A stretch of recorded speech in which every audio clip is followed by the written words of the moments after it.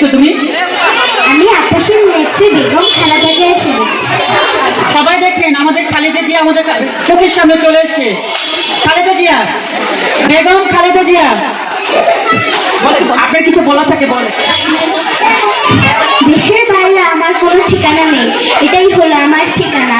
এই দেশ, এই দেশের মাটি, মানুষই আমার সবকিছু, কাজে আমি দেশের বাইরে যাব না। সবাই কলেজের হাততালি দেন। আমাদের দেশ নেত্রী দেশ ছেড়ে কোথাও যাবে না, প্রতিজ্ঞাবদ্ধ। ম্যাম আপনার কাছে কথা বলেন। খালেদা জিয়া দেশ ছেড়ে পালাবে না। আচ্ছা